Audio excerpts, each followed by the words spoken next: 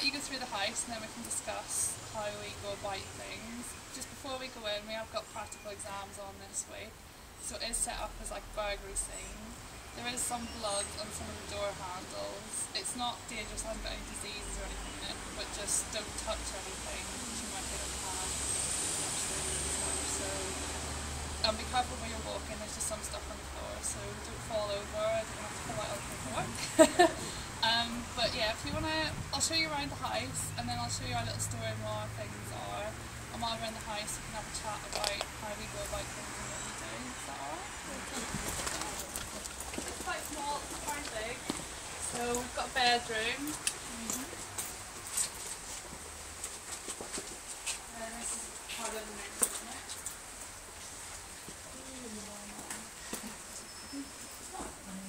Beautiful, pleasant. And we've got sort of kitchen and a bathroom.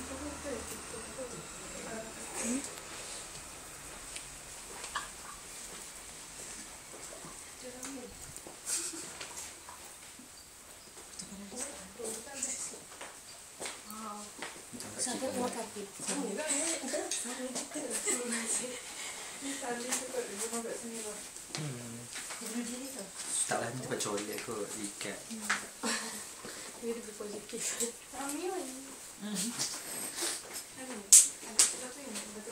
of course that you're doing, but we teach criminology and forensic studies.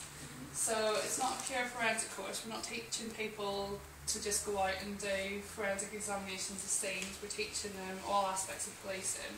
So we give them more of an awareness, but obviously through the 3 years they do progress. The way we do the course is we give them, they get 12 lectures, I'm not too sure how your courses work, but they get 12 lectures and that's then attached once a week. They get an hour long sort of seminar as we call it. So we try and link the seminars into practicals that are then linked to the lecture. So every lecture, the practical will be sort of based on the same information, so they get the hands-on approach. And at the end of each semester then they get a practical exam where everything's then tied together. We only ever work in groups of 2 or 3. The classes are about 10 or 15 people, but we split them into groups of 2 and they'll be assigned a room each so that they all get to do everything, so that they're not, one person's not doing all the writing all the time.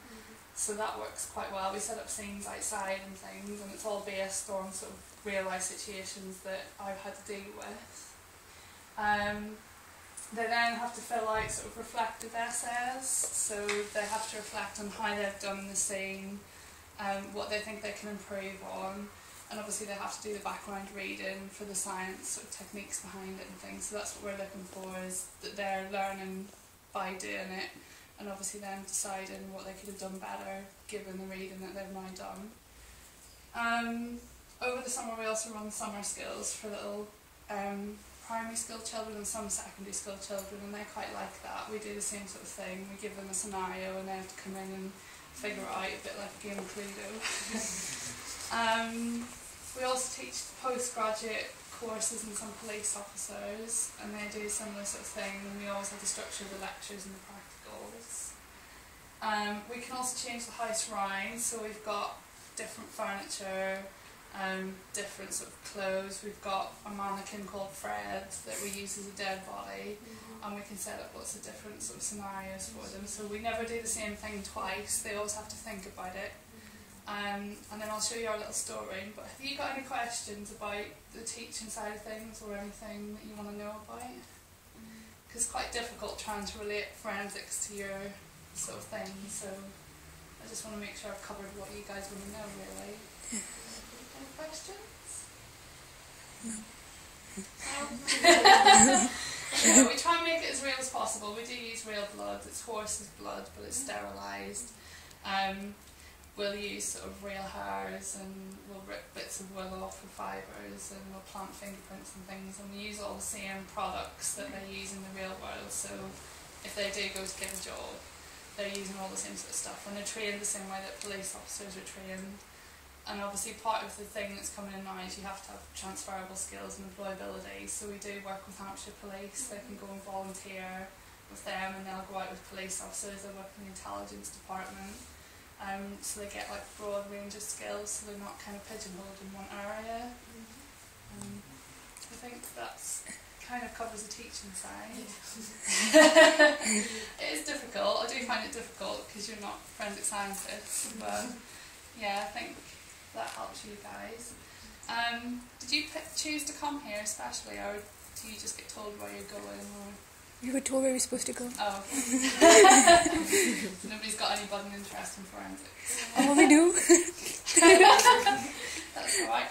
I'll just quickly show you our little storeroom. It is quite small, so it'll be a bit of a squash, but just to show you, it's all laid out, there's shelves in there, the students can go in there and get whatever they want. We've got lots of cameras and quite a lot of expensive equipment.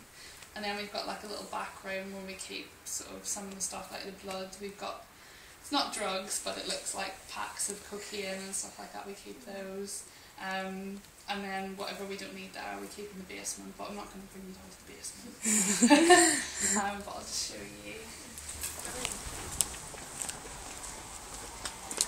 We've just got some of our offices in here, but this is a little storeroom. It looks a bit messy at the minute because we've got some practicals running, so we've been moving things around. Fred's in the corner. Wow. You can see what I mean by it's quite small, but we have got everything.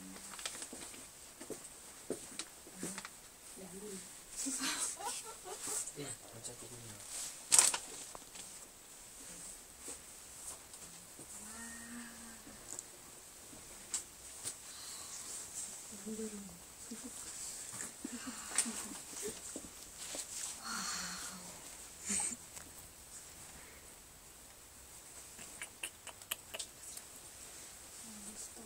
Anybody got any questions about this side of things?